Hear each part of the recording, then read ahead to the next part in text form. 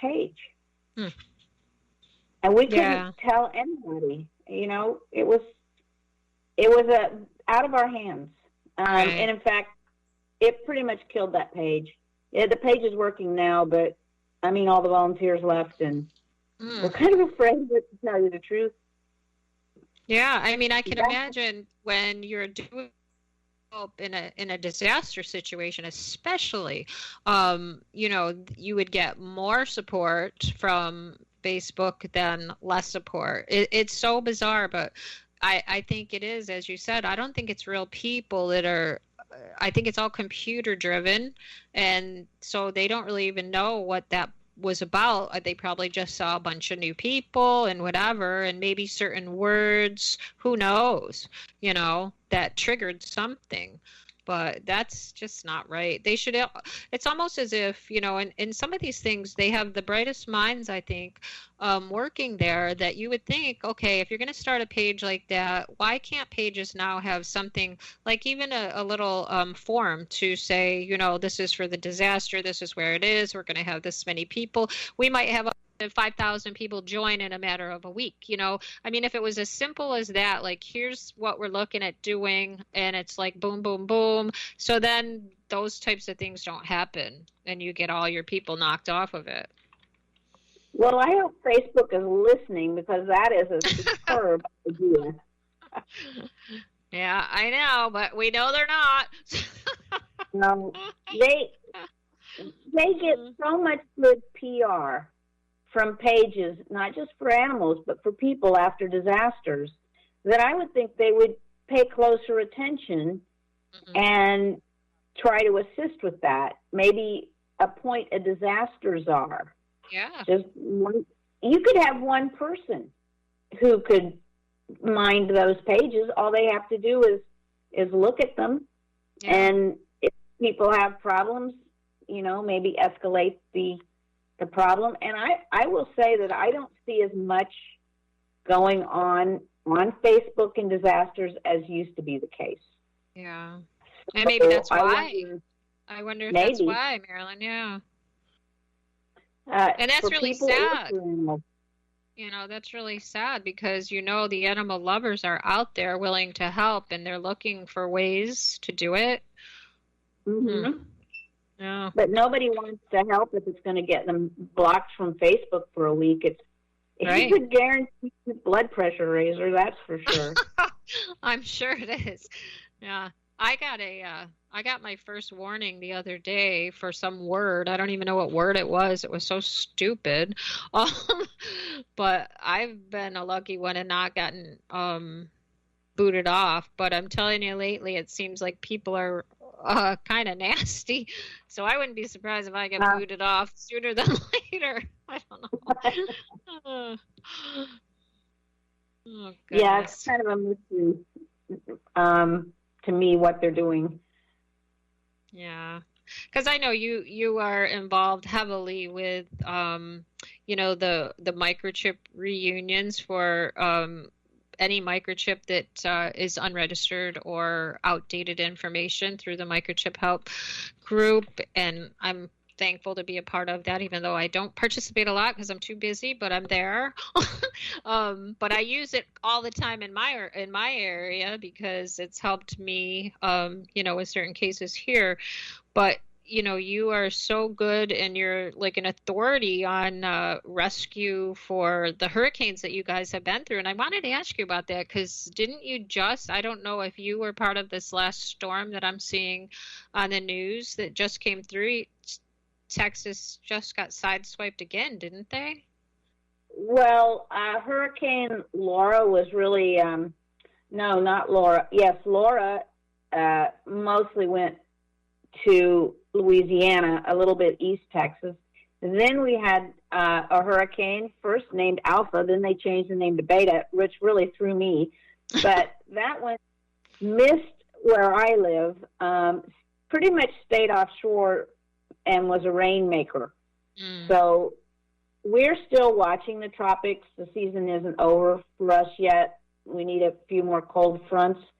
But I am pretty close to some of these disaster areas. And we've been working, we had a page.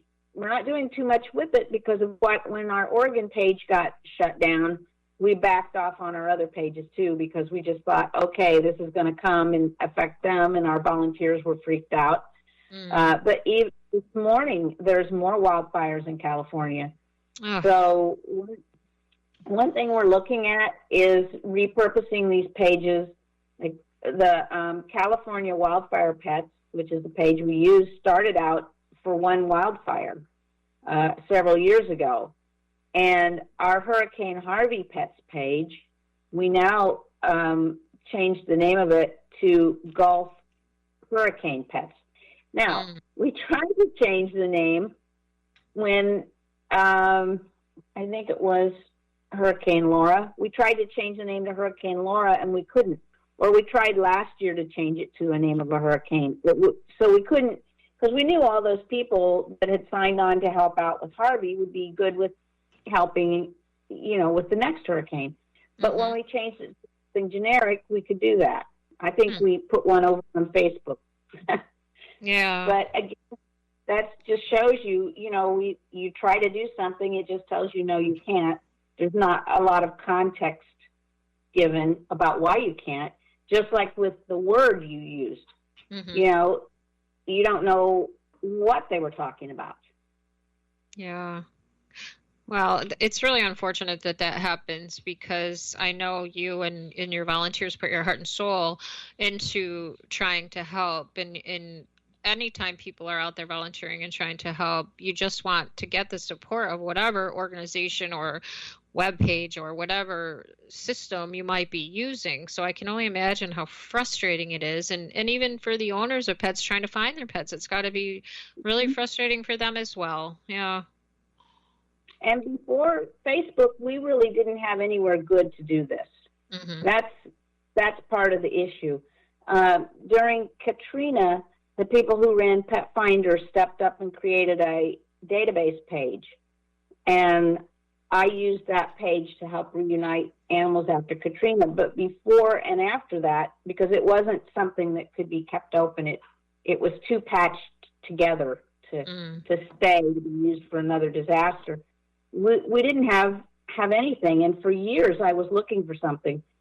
So when Lost Dogs Illinois and Lost Dogs Wisconsin started doing what they did, and I looked at what they were doing, and I thought, okay, I have a series of questions. Oh, you answered that one, that one, that one. It was great. Facebook made this possible. It made it possible for us to start reuniting families by posting photos of lost and found dogs. So I don't want to take away from the fact that they've just been amazing for rescue, for lost and found. Now, in the last few years, they're really helping shelters. And I see groups where shelter staff are talking about how can we make shelters better. There's big changes going on with shelters just thanks to COVID. And you can find out about this because it's there on Facebook. So Facebook has been amazing for animals. Yeah.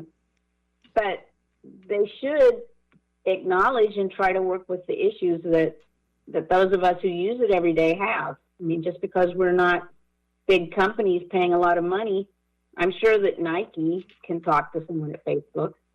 So yeah. Yeah, absolutely.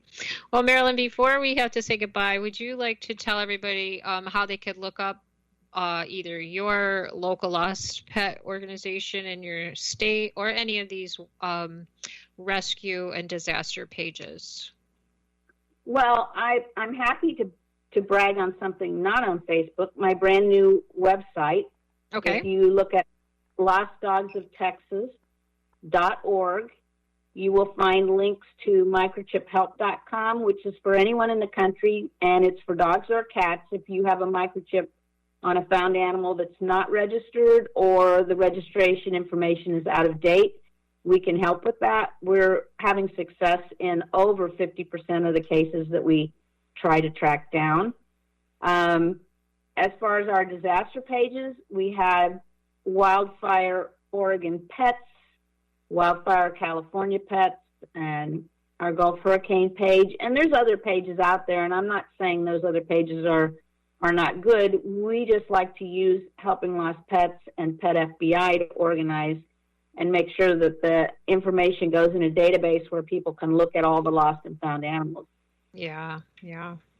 Well, Marilyn, thanks so much for being with me again. Time flies when we're talking, so I want to thank you so much. Well, thank you, Patty. I think both of us lowered our stress level about Facebook today. So. Yeah, we did. Yeah. All right. Great session. Yeah. All right. So remember, everyone, that a lost pet can't tell anyone where it lives. So please be sure they are microchipped and wearing their ID tags. And if they are chipped, be sure that chip is registered and up to date. Thanks for joining us today. Until next time, take care and keep your pets safe.